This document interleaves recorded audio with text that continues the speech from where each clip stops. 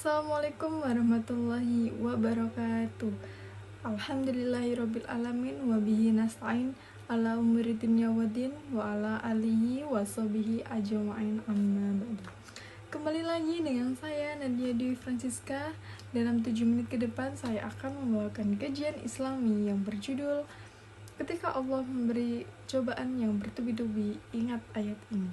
Nah, sebelum masuk dalam pembahasan, saya mau tanya nih kepada kalian semua, pasti pernah kan merasakan cobaan atau mempunyai masalah. Nah, setiap orang itu pasti punya masalah, teman-teman, dan tidak mungkin dalam hidupnya tidak mempunyai masalah, itu tidak mungkin ya. Pasti suatu saat orang tersebut akan memiliki masalah atau memiliki cobaan-cobaan yang diberikan oleh Allah Subhanahu wa Ta'ala. Mengapa sih Allah memberi cobaan kepada kita, umat manusia? Ada 3 hal Allah memberi cobaan manusia. Yang pertama, maka Allah tidak akan memberi cobaan kepada manusia yang tidak mampu untuk melewati masalah tersebut. Jadi Allah yakin kita diberi cobaan tersebut, kita pasti bisa melewati masalah-masalah tersebut. Yang kedua, Allah tidak akan memberi cobaan kepada kita kecuali Allah tahu apa solusi yang mudah akan masalah tersebut. Yang ketiga, Allah tidak akan memberi ujian atau cobaan kepada kita sesuai zaman atau generasi yang sekarang. Memang dunia ini adalah medan ujian.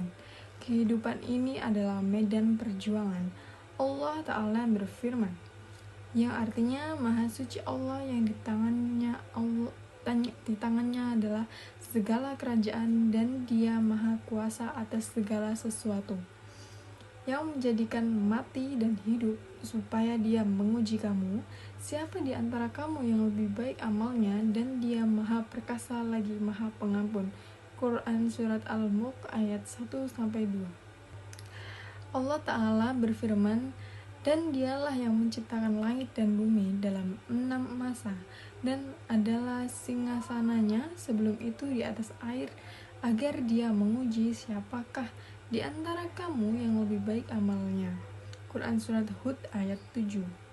Nah, jikalau orang kafir juga tidak selamat dari ujian kehidupan, maka bagaimana dengan seseorang yang beriman kepada Allah, pasti akan menghadapi ujian juga.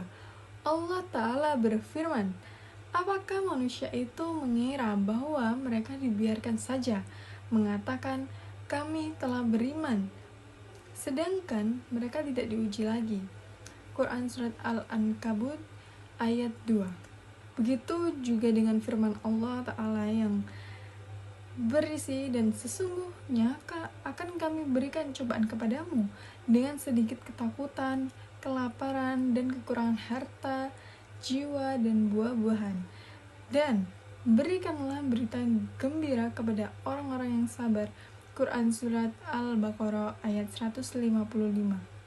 Allah Ta'ala berfirman, apakah kamu mengira bahwa kamu akan masuk syurga, padahal sebelum datang cobaan kepadamu, sebagaimana halnya orang-orang terdahulu sebelum kamu, mereka ditimpa oleh malapetaka dan kesengsaraan, serta digoncangkan dengan berbagai macam-macam cobaan, sehingga berkatalah Rasul dan orang-orang yang beriman bersamanya, bilakah datangnya pertolongan Allah, ingatlah, sesungguhnya pertolongan Allah itu amat dekat dan sangat dekat sekali kalau kita memintanya. Quran Surat Al-Baqarah ayat 214.